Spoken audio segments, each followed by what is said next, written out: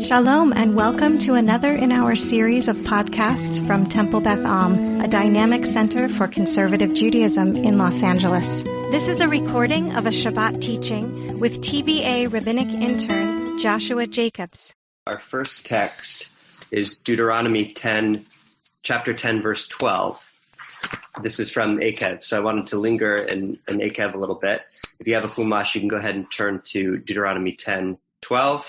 And is somebody there and able to read that verse for us, either English or Hebrew? Feel free to unmute and go ahead. Sure, I'll read. Thank you. Thanks, Joanna.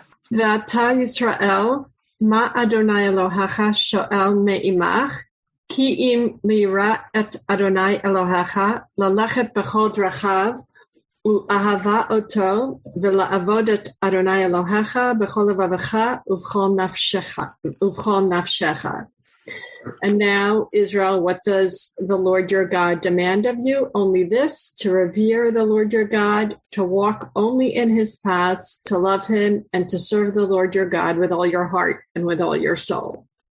Great. So Moses is getting the people ready to enter the land. He's giving his series of discourses, and he's reminding them of basically the summation of all that God truly wants from you, right? That we have this whole series of about 1 million, well, we know exactly how many laws, but it's a ton of laws, at least 613, and it can get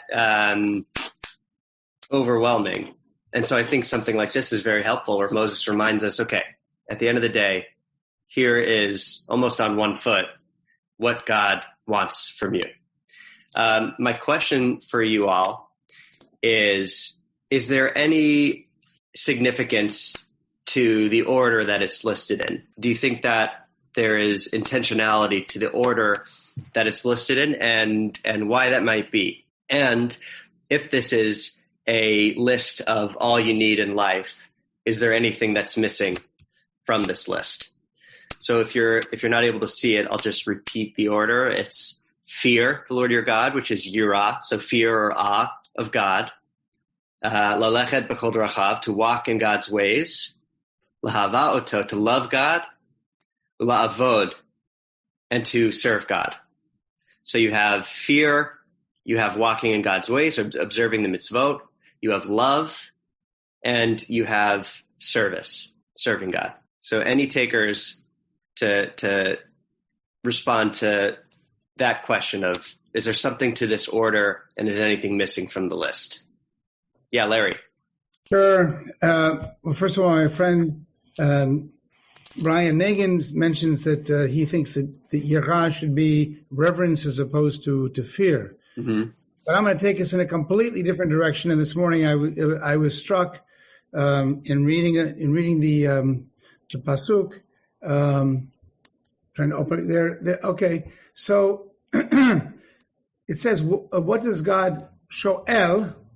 What does God ask of you?" And I was immediately struck about the similarity with Micah, and the verse in Micah, which basically asks, "What does God doresh mimcha?" which is a little different than sho'el, require of you. But Micah talks about ki'im asot mishpat va'ahavat chesed. So, and then he goes on to say, so that is, it's translated here as to do justice and then to do loving kindness. And then at the end, v'hatznea lechet im Elohecha, and to walk modestly with your Lord. So it's quite a contrast, I think, what we're talking about here, because we're talking about here in Devarim is to follow the mitzvot, which one could say the mitzvot would include those items that Micah is emphasizing, but it's pretty clear it's to follow the mitzvot with all of your heart, whereas Micah is telling us, as I think in other places, Isaiah says the same thing. It's not so much ritual that's important, right? We talked about before, maybe even the last time we had this session, but it's actually doing justice and deeds of loving kindness, which are important. But there is that modesty element which was a main element of your Devar Torah earlier today. So you could connect that part of Micah to what you wanted, to what you did say this morning. A lot of great points there. So when I read this, I also thought of Micah, because it's kind of that summation of what does God want from you, ask of you, or require of you. That's also an interesting investigation, why those different word choices.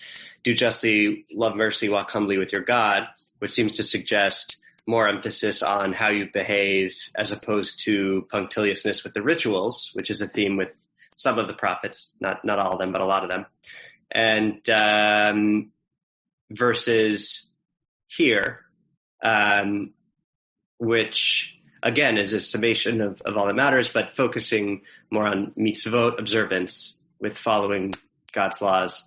So it's an interesting juxtaposition. And right, what's missing here, like you said, is that maybe that humility aspect that Micah has, but isn't here necessarily. Joanna, your hand. So two things. So there are four things listed here, and as I read them, I think the first leads to the second, and the third leads to the fourth. Right? So if you have that reverence for God, then you will follow in God's path. And then once you love God, you will serve God, with full joy. And a couple of thoughts also come to mind that, if we compare our relationship with God a little bit to the parent-child relationship, we're told in one place in Torah to revere your parents, and in another place to love your parents. And really it is that combination, for the full relationship that transpires. And I had one more thing I wanted to say. There are all these like lovely sayings that, that sort of come from the second part of the verse, Ivdu et Hashem b'simcha, is very popular. We sing it, worship God in joy. Mitzvah gedola liot b'simcha tamid, that it's a great mitzvah to be in happiness, presumably in the way that we serve God always. Mm-hmm. And I think it's really interesting, like there are other religions that are very focused sort of on the aesthetic and on the, what you deny yourself. And while we have those moments, we have Yom Kippur, we have those moments, I think the overall message of Judaism is the joy in living a Jewish life.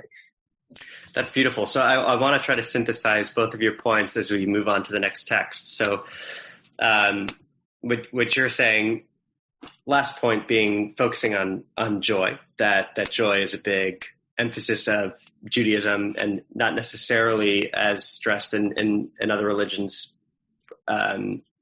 necessarily, but that it's a big focus for us to serve God with joy. And your first point, which is that one leads to the other and the other to the next, so that there is this order that if you have one, you'll have the other. That's actually the jumping off point into this next text. And I also then want to circle back to what Larry said about humility, because they combine in a way. And so humility in life, joy in life, and how one leads to the next. So there's a lot of commentary about why it starts with yirah, with reverence. And just like Joanna's pointing out, the commentators say, if you have that, the rest follow. So this next text, which I won't be able to share, it's still not working technologically, so I apologize for that, but I'll read it off the page, unless maybe I'll ask somebody if they have it in front of them. But this is also picking up on why revere your God is first and what that has to say about the verse. So this is a Hasidic commentary. It can be found in the collection Iturei Torah. Does somebody have it in front of them and is able to read? This is commentary on Deuteronomy 10:12. Marlise, great. Gary said he'd read it. Gary, thank you. In English? Yes, please. Okay, sorry, but only this to revere.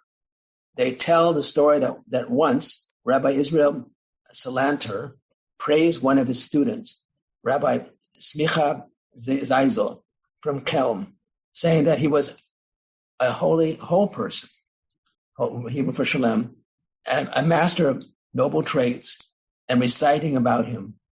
All of you is fair, my companion. There is no blemish in you. Another rabbi who heard these words said, perhaps this Rabbi Simcha Zazel is a perfect tzaddik. But if he had truly devoted himself to Talmud and poskin, legal decisions, legal decisors, he would have made a great one in Israel. Rabbi Israel Sancho said to him, the halakha is that when there is before you a big challah that is split in pieces, and a small challah that is whole, we bless on the whole one. Meaning, fulfillment and uprightness is more important than greatness. I think we heard this before. Yes, I mentioned it today during the drash. But just for a quick summary of this, right? You have a rabbi praising his student with high praise, even invoking the verse from Song of Songs, from Shir Shirim, that there is no blemish in you. You're perfect. Another rabbi says, oh, well, if this student was so great, surely I would have heard of him. He would have been a gadol, a great in the community. And the rabbi's response is, if you have a big challah, and a big challah in front of you that's been ripped into already, and a small challah that's intact, that's full, we bless on the small challah, meaning fullness and uprightness is more important than greatness. So my question for you is, first of all, Josh? Yeah, Taibo? Why is it necessarily fullness and completeness? Why isn't that, I could think of at least two other explanations why the smaller would be better. Go ahead. What do you have? I'm not saying this is halachic, but one could be maybe there's some rule that certain ritual objects only have one use. Mm-hmm. Not a Havdalah candle, clearly, but that's one. But the other is that it's not fullness as much as that you have to be able to go from start to finish. I don't know that that's fullness, but that, and the start being, I'm having trouble articulating, but just that there are phases in it. If the other challah has either been used for a blessing or not, either way, if there's such a thing as a challah life cycle, it's more in the middle of its challah life cycle. It's not at the beginning. So I'm not saying either of those apply, but I'm just asking how you know that that's why the smaller. It's interesting. It's a good question. You're bringing good points. I'm not sure the origin of the halacha. Maybe somebody here does, but I do know that, I think it's probably like hidur mitzvah, making the mitzvah beautiful, and it might be disrespectful to Shabbat to welcome it in with the halacha. That makes total sense. Yeah, like hidur mitzvah makes total sense. Yeah, because at the beginning, you're supposed to set aside your best bottle of wine or grape juice for Shabbat. You're supposed to. So if you're blessing Shabbat with the already eaten challah, I think it would be seen as disrespectful. But what I am getting from this is I think there is this conflict that many of us probably feel of going, like, shooting for the moon with your one life that you have and trying to be as great, quote unquote, as you can be, maybe like conventionally successful or just impactful, to try to really change the world on one hand. And the other, which is, and the danger, of course, of that is it can tear away at you. If you're this big shot, big challah, everyone wants a piece of you. And if you have a big, lofty leadership role or shoot for the moon, it can really take a toll on you versus a small challah, which, quote unquote, big and small here. But if you live a life that is maybe not as conventionally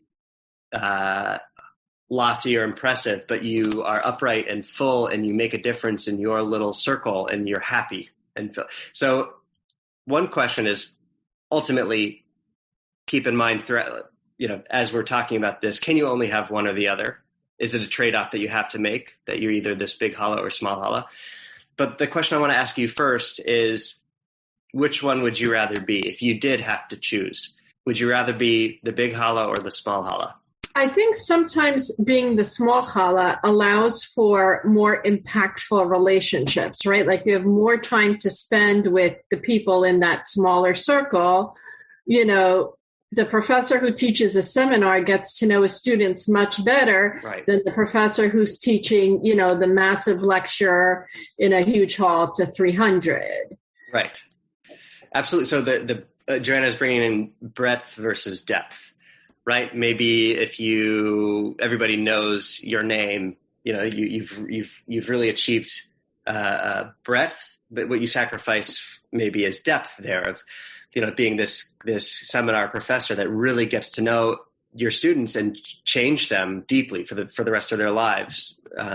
Great. So that like Rabbi Israel Salanter, I think you are praising the small challah. And again, these are quote unquote because you can't measure impact and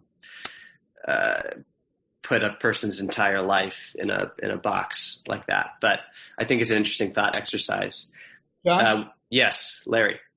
So I have a small thing to say, and then Brian has a Mishnah from Pirkei Avot to bring to this discussion too. Great. I would comment that if in fact you had the choice between a large whole challah and a small broken challah, you would choose the large whole challah. Mm-hmm. So I don't think this is an issue of large versus small, but the emphasis is on the concept of shalem. I'm not going to go any further with that. Brian? Okay.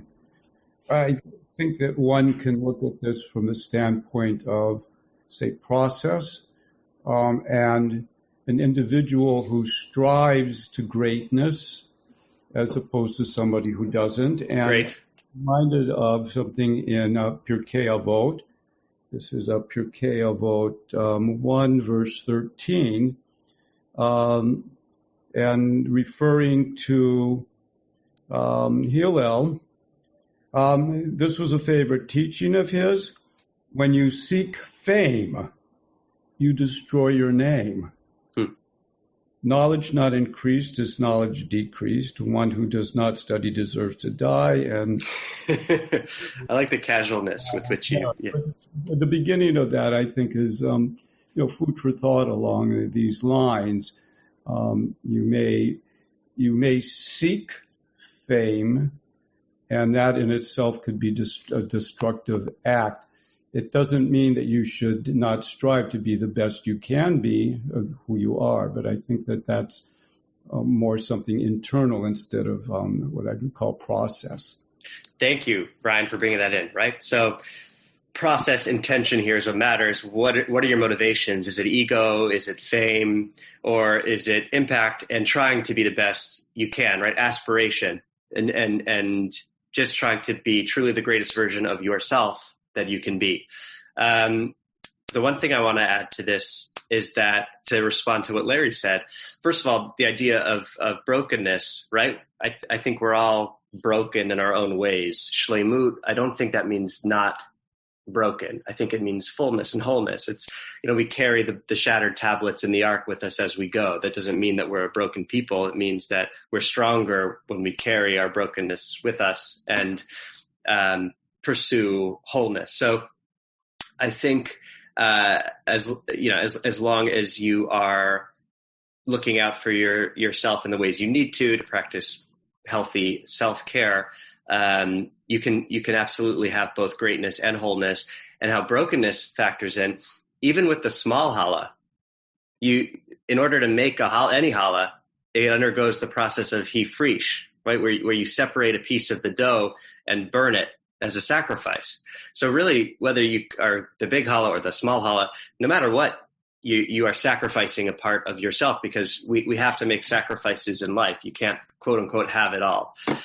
But that doesn't mean that fullness and wholeness is not still very much possible. So I want to end here with the final text, because I think it offers an interesting balance to this first one, right? The first one seems to say there is absolute value to the quote unquote small but whole and full life.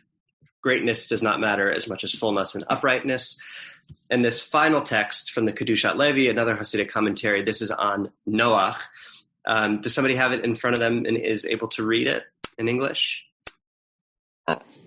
If no one else will, I can do it. Great. Thanks, Marlies. Oh, Someone else? never mind. Oh. Okay. Hey, fine. Marlies, why don't you go ahead? Thank you. Okay. Why didn't Noah pray to avert the decree?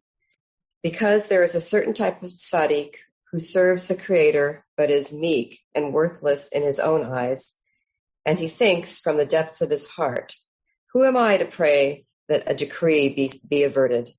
So he doesn't even pray to avert the decree.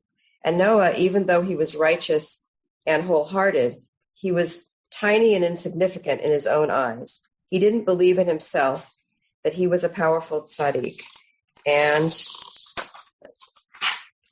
he could actually avert the decree against the people. On the contrary, he saw himself just like everyone else in his generation. So he told himself, I am no better than anyone else in my generation. So if I'm going to be saved, so too will they. As a result, he did nothing to fight to avert the decree against them. Great. Thank you. So we don't have the time to dissect this text, but I just want to end us with that notion and that balance to that first text, that while there's value in not necessarily, shooting for the moon with fame or quote unquote greatness, that here, the Kedushat Levi speaking up, that Noah was so humble in his own eyes that he thought, who am I to try to intercede on behalf of the people to stop God's decree of the flood? And because of that, the world was destroyed. So the danger, I think, of the small yet whole life is that we are all possessed of a divine spark and capable of greatness. We all have that in us. It's what Ryan mentioned about process and trying to be the best version of yourself. And if we settle and think, it's okay that I don't aspire to be the best version of myself, I'm happy in my, who am I to achieve anything great? The result is the flood. Our world has so many problems in it. It needs us to tap into what makes us great if we have a shot of averting the flood. You have been listening to another in our series of podcasts from Temple Beth Am, a dynamic center for conservative Judaism in Los Angeles. If you enjoy these podcasts, we invite you to write a review on the Apple Podcast site or wherever you get your podcasts. For more information about Temple Beth Am Los Angeles, go to tbala.org.